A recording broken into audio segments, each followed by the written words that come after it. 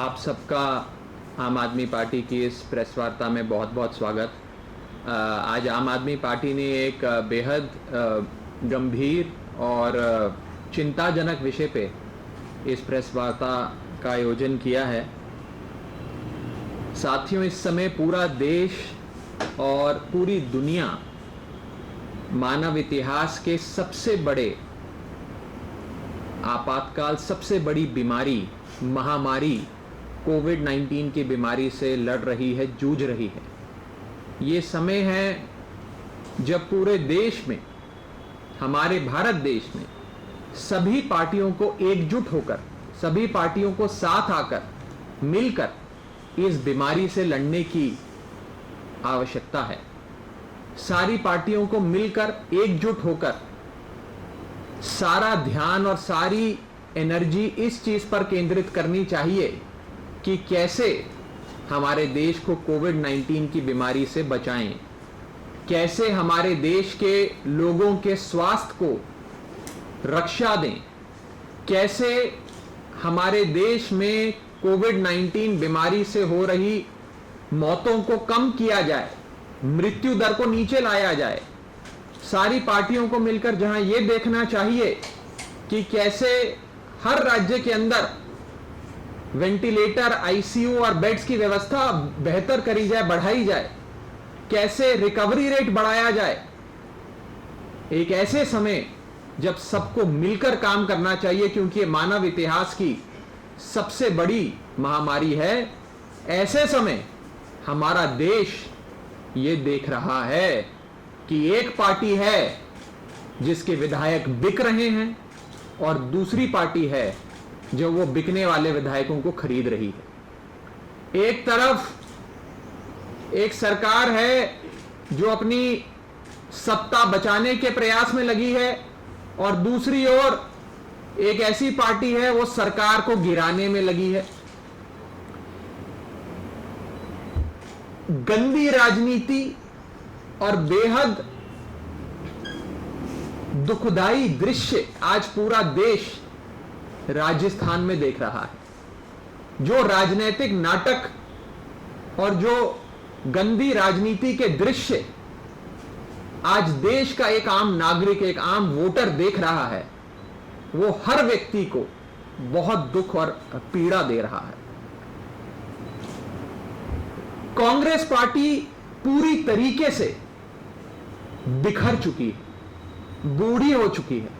लगभग 125 साल पुरानी कांग्रेस पार्टी आज वेंटिलेटर पर है और हम लगातार ये देख रहे हैं कि राज्य के बाद राज्य, राज्य दर राज्य कांग्रेस पार्टी अपने वोट बेचती जा रही है, अपने विधायक बेचती जा रही है। आप गोवा का उदाहरण ले लीजिए। गोवा में गोवा की जनता ने कांग्रेस को बड़ी उम्मीद के साथ वोट दिया और कांग्रेस की सरकार बनाई, और हमने देखा कि कुछ दिनों के बाद कांग्रेस ने अपना वोट, अपने विधायक बेच दिए और वहां पर भारतीय जनता पार्टी की सरकार बन गई। कर्नाटक का उदाहरण ले लीजिए। कर्नाटक में जनता ने बड़ी उम्मीद के साथ, बड़ी अपेक्षा के साथ कांग्रेस पार्टी को वोट दिया कई सालों के बाद और कांग्रेस की सरकार वहां पे स्थापित करी। लेकिन कांग्रेस पार्टी ने कुछ ही दिनों बाद अपना वोट और अपने विधायक बेच दिए। भारतीय जनता पार्टी ने वो सारे लोग खरीद लिए और वहां पर कांग्रेस पार्टी की सरकार गिर गई और भारतीय जनता पार्टी की सरकार बन गई। आप मध्य प्रदेश का उदाहरण ले लीजिए। लोगों ने फिर बड़े विश्वास के साथ, उम्मीद के साथ कांग्रेस को वोट दिया। मध्य प्रदेश में भी कांग्रेस की सरकार बनाई, वहां पर भी कांग्रेस ने अपने वोट, अपने विधायक बेच दिए और वहां पर थोड़े दिनों बाद कांग्रेस की सरकार चली गई और भारतीय जनता पार्टी की सरकार बन गई। और ऐसे कई उदाहरण हैं, मैं लगातार दे सकता हूं। धारा प्रवाह आपको राज्य दर राज्य बता सकता हूं कि जनता कांग्रेस को वोट देती है और कांग्रेस अपने वोट भाजपा को बेच देती है। एक पार्टी है जो वोट बेच रही है, दूसरी पार्टी है जो वोट खरीद रही है। किसी भी पार्टी को वोट दो, सरकार बिक जाती है। ये जो राजनीतिक हालात इस देश के बन चुके हैं, ये एक आम मतदाता को, एक आम नागरिक को इस देश के परेशान कर रहे हैं, पीड़ा दे रहे हैं। कांग्रेस पार्टी का ना ही कोई भविष्य है और ना ही कांग्रेस पार्टी इस देश को भविष्य दे सकती है। Congress neither has any future nor the Congress party can give any future to this country. Congress को वोट दो तो आपका वोट बिक जाता है, आपके विधायक बिक जाते हैं। और मोटे मोटे तौर पे जो एक बात पिछले कई महीनों के, वर्षों के राजनीतिक उठापटक के बाद लोगों के मन में स्पष्ट होती जा रही है, वो ये है कि कांग्रेस पार्टी, जो मॉरल ऑफ द स्टोरी है कि कांग्रेस पार्टी इस समय वेंटिलेटर पर है, अपनी आखिरी सांसें गिन रही है, मृत्यु की ओर अग्रसर है और कोई इलाज, कोई प्लाज्मा थेरेपी, कोई हाइड्रोक्लोरोक्विन, कोई रेमडेसिविर, कोई दवाई अब कांग्रेस को उसकी इस यात्रा से, अंतिम यात्रा से बचा नहीं सकती। कांग्रेस इस देश में बूढ़ी, बिखरती और एक तरह से समाप्त होती पार्टी बन चुकी। सवाल यह है कि क्या इन राजनीतिक हालातों को देखते हुए आम आदमी पार्टी अपनी जिम्मेदारी समझेगी या नहीं समझेगी। आम आदमी पार्टी ने दिल्ली में बीते 5.5 वर्षों में कमाल का काम करके दिखाया। शिक्षा, स्वास्थ्य, पानी, बिजली, इन क्षेत्रों में अरविंद केजरीवाल जी की सरकार ने चमत्कार किया।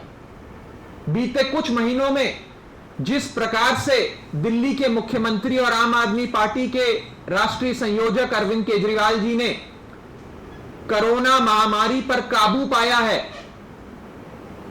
उसकी चर्चा, उसकी प्रशंसा केवल हमारे देश में नहीं बल्कि पूरी दुनिया में हो रही है। लोग आम आदमी पार्टी की बात कर रहे हैं, लोग आम आदमी पार्टी से अपेक्षा कर रहे हैं, उम्मीद कर रहे हैं। सवाल यह है कि क्या आम आदमी पार्टी इस दायित्व को समझेगी? क्या आम आदमी पार्टी इस जिम्मेदारी को समझते हुए आगे बढ़ पाएगी? क्या आम आदमी पार्टी पूरी ऊर्जा से, लोग जिस आशा भरी निगाह से आम आदमी पार्टी की ओर देख रहे हैं कि मरती हुई कांग्रेस और बिगड़ते हुए देश के राजनीतिक हालातों को यदि कोई एक ऊर्जावान पार्टी है, कोई युवाओं की पार्टी है, कोई युवा जोश की पार्टी है, कोई ईमानदार और नेक सोच की पार्टी है, उस आम आदमी पार्टी की ओर जो लोग देख रहे हैं वो ये जानना चाहते हैं कि क्या आम आदमी पार्टी अपनी जिम्मेदारी समझ पाएगी?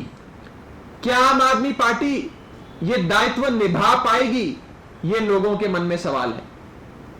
ये समय बताएगा, ये समय बताएगा कि क्या आम आदमी पार्टी ये दायित्व समझ पाएगी कि नहीं समझ पाएगी। हो सकता है आम आदमी पार्टी का इतना बड़ा पूरे देश में संगठन ना हो, लेकिन देश का एक एक नागरिक, देश का एक एक मतदाता, देश का आम आदमी, देश की आम औरत आज बहुत उम्मीद के साथ अपने एक लौते विकल्प की ओर, जो कि आम आदमी पार्टी है, उसकी ओर देख रही है। सवाल यह है कि वेंटिलेटर पे जो आईसीयू में जो कांग्रेस पार्टी पड़ी हुई है, जो मृत्यु की ओर अग्रसर है, क्या उस कांग्रेस पार्टी की समाप्ति के साथ साथ आम आदमी पार्टी इस जिम्मेदारी को समझते हुए अपना दायित्व निभा पाएगी या नहीं निभा पाएगी? यह एक ऐसा सवाल है, मुझे लगता है, जिसका जवाब आने वाला समय देश के सामने रखेगा। हमारा यह मानना है कि आम आदमी पार्टी को इस राजनीतिक हालात को समझना भी होगा, और मैं बड़ी बेबाकी से कहूं तो आम आदमी पार्टी के पास कोई विकल्प नहीं है। आम आदमी पार्टी के पास कोई ऑप्शन नहीं है। आम आदमी पार्टी को यह बात समझनी होगी कि देश हित में, देश सेवा के लिए, राष्ट्र निर्माण के लिए आम आदमी पार्टी को इस दायित्व को निभाना होगा, इस जिम्मेदारी को समझना होगा और लोगों की आशा और लोगों की अपेक्षा पे खरा उतरना होगा।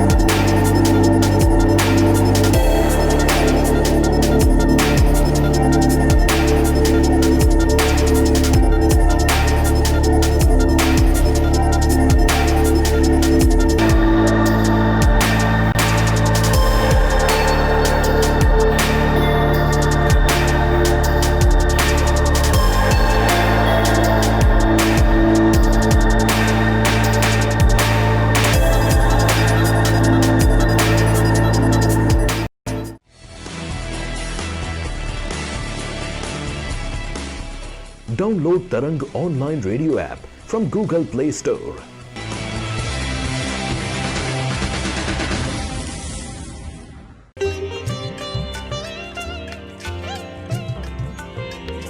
You are listening to Tarang Devotional Online Radio.